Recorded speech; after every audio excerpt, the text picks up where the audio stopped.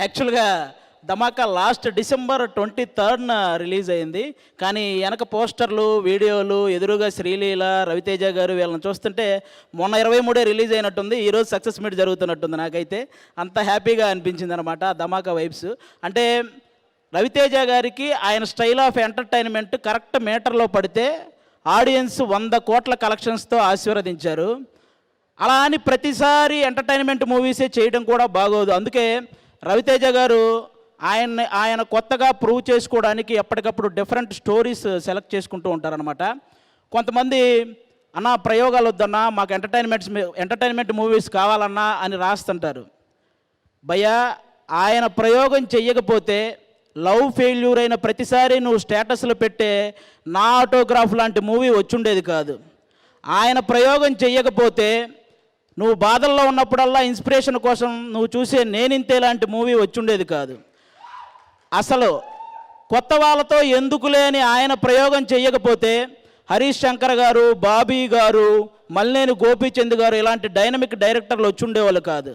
అసలు ఆయనే ప్రయోగం చేయకపోతే ఈ ఇండస్ట్రీలో చాలామంది అసిస్టెంట్ డైరెక్టర్లుగానే ఉండిపోయేవాళ్ళు, చాలామంది అసిస్టెంట్ కెమెరామ్యాన్లుగానే ఉండిపోయేవాళ్ళు, చాలామంది అసిస్టెంట్ మ్యూజిక్ డైరెక్టర్లుగానే ఉండిపోయేవాళ్ళు. ఆయన ప్రయోగం చేశాడు కాబట్టే వాళ్ళు ఏదో ఒకటి సాధించారు, వాళ్ళ టాలెంట్ని ఇండస్ట్రీకి చూపించారు.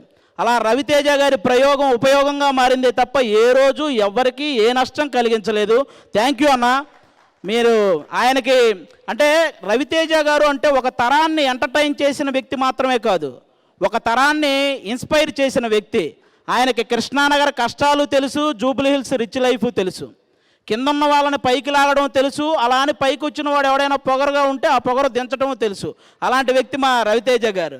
అంటే ఉన్న ఊరిని కన్న తల్లిదండ్రులని వదిలేసి వచ్చి ఇక్కడ ఒక పూట తిని ఇంకో పూట తినక పేపర్ల నిండా కథలు పెట్టుకొని బుర్ర నిండా ఆశలు పెట్టుకొని సగం కాలను కడుపుతో తిరుగుతున్న ప్రతి ఒక్కరూ, అలాంటి అవకాశం కోసం తిరుగుతున్న వాళ్ళందరికీ అందుబాటులో ఉండే ఏకైక హీరో రవితేజ గారు. ఆయన ఉండడం వల్లే వాళ్ళ కళలన్నీ సాధ్యం అవుతున్నాయి అన్నమాట. అలాంటి రవితేజ గారితో ఈ 'ధమాకా' సినిమాలో వర్క్ చేయటం నాకు నిజంగా చాలా చాలా చాలా హ్యాపీ అనిపించింది.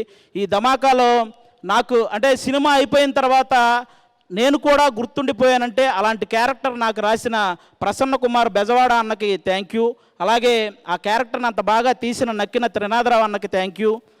దాన్ని ఎంకరేజ్ చేసిన రవితేజ అన్నకి, అలాగే ఇదంతా కుదిరి ఈరోజు దాన్ని 1 year సెలబ్రేషన్ చేసుకుంటున్నామంటే దానికి కారణమైన పీపుల్ మీడియా ఫ్యాక్టరీ వాళ్ళకి కూడా థ్యాంక్ యూ సో మచ్.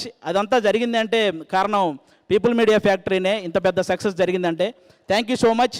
అలాగే లాస్ట్ డిసెంబర్ 23 కదా 'ధమాకా' రిలీజ్ అయింది. అంటే జనరల్గా రవితేజ అన్న నుంచి మీరు కోరుకునేది అంటే ఇప్పుడు నాకు మా హీరో కామెడీ కావాలి అని కన్ఫర్మేషన్ ఉన్న సినిమా కావాలంటే మీరు డిసెంబర్ 30th ఒకసారి వెంకీ సినిమా రిలీజ్ అవుతుంది, అది చూడండి. ఇప్పుడు మా హీరో ఏం చేస్తాడు అనే ఇన్ఫర్మేషన్ కావాలంటే John 13th eagle cinema release అవుతుంది, అది చూడండి. ప్రతి షాట్ ఒక థ్రిల్ ఉంటుంది. అలా ఉంది ట్రైలర్ ఈగల్ సినిమా. మన కార్తీక్ ఘట్టమనేని అన్నకి కంగ్రాట్స్ అన్న, ముందుగా ట్రైలర్ ఎంత పెద్ద సక్సెస్ అయినందుకు.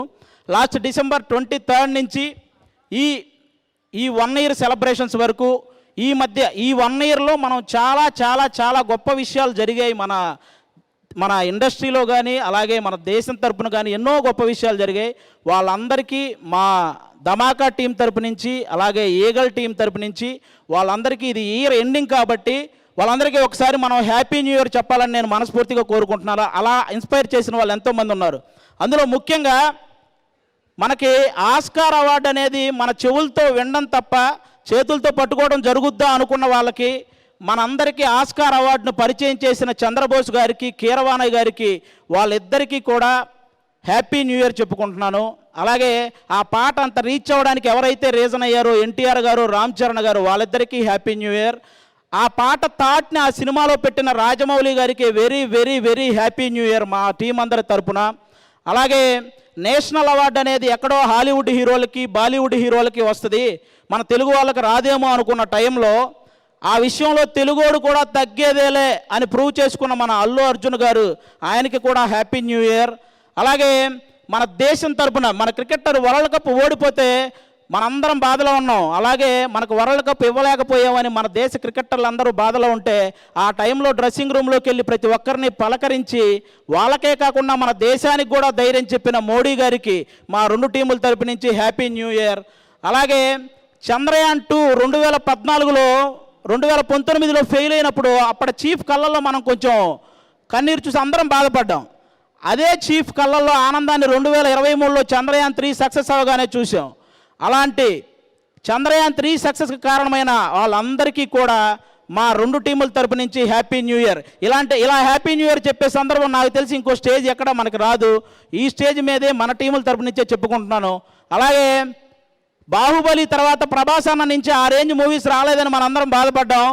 ఇప్పుడు సలార్ సినిమాతో ఫ్యాన్స్ ఆకలిని బాక్స్ ఆఫీస్ ఆకలిని ఒకేసారి తీర్చిన ప్రభాస్ గారికి కూడా హ్యాపీ న్యూ ఇయర్.